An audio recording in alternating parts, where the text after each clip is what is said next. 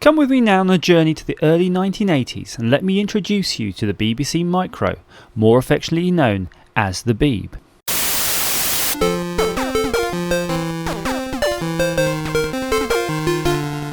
The legendary BBC Micro was the Acorn Computer Company's bid for the then BBC Computer Literacy Project, operated by the British Broadcasting Corporation. The then government's attempt to get the country using and learning about computers through a series of TV programmes and literature. Acorn won the bid, and despite its high cost it became a popular home computer and the great granddaddy of the processor architecture in virtually every embedded device you own today. Indeed, the ARM chipset was designed and simulated using a BBC and featured in Acorn's later machines. Although not as widely known as a gaming system versus its Commodore and Sinclair competitors, it did receive many a good port and several system exclusives. I'm Andrew Armstrong, this is the back office, and here is my list of my favourite top 5 games for the beeb. First up, Chucky Egg, released in 1983. Like many titles at the time, this was released to many systems. However, in my mind, the BBC version was the best. Featuring the curiously named Henhouse Harry and not the titular Chucky, the player must collect to 12 eggs positioned in each level before the countdown timer reaches 0, all while being pursued by ostriches and in later levels by the duck seen caged in the earlier levels. Additional points can be obtained by collecting the piles of seed dotted around at the expense of the few moments of breathing space offered, as the ostriches will pause to eat these. Unlike the Spectrum version, the BBC version featured realistic physics which added much enjoyment and fluidity to the gameplay. Castle Quest 1985.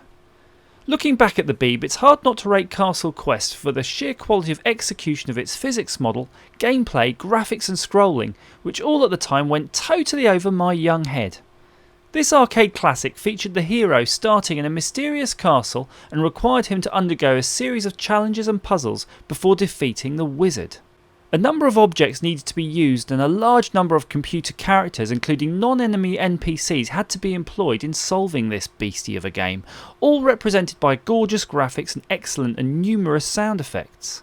Marketed as probably the most challenging game ever devised on the BBC Micro, this challenging title could take months to complete unaided. However, experts in Castle Quest can speedrun it in around 7 minutes.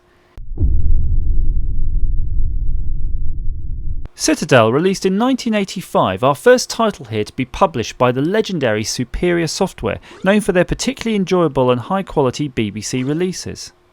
Similar to Castle Quest but with flip scrolling, Citadel is made up of 100 individual rooms or screens to form a huge game world, all filled with platforms and hazards.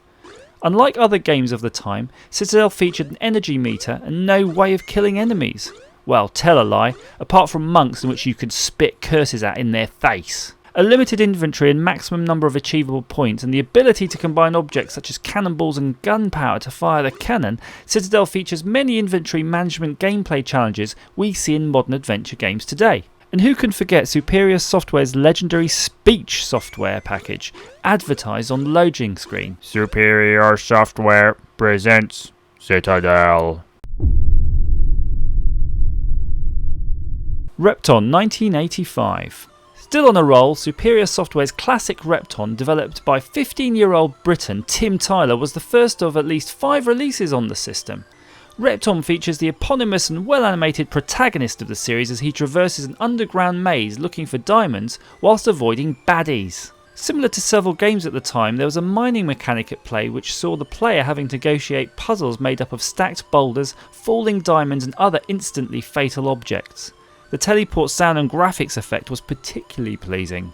Spawning a number of follow-up titles, each with their own additional gameplay devices and mechanics, Repton deserves its solid place in the second position. Exile 1988. Considering just what was available at the time, remember the 16-bit Atari ST was released in 1985 with the advanced STE being released only a year later in 1989, Exile was the last great game for the system, and boy what a tour de force it was. Featuring one of the most complete and convincing physics models, in fact quoting as the first system having a complete Newtonian motion model, unparalleled sound and graphics, and the subsequently resulting gameplay, Exile still remains an impressive title and probably one of the most technically complex 8-bit titles in existence. It also pushed a number of hereto unheard of technologies such as image compression, artificial intelligence and non-linear gameplay. The player takes the lead as a character who finds himself stranded on an alien world as part of a failed rescue mission and must negotiate the tunnels and caverns of this alien world using the innovative control and inventory system to solve puzzles, blast baddies and explore the mysterious environment.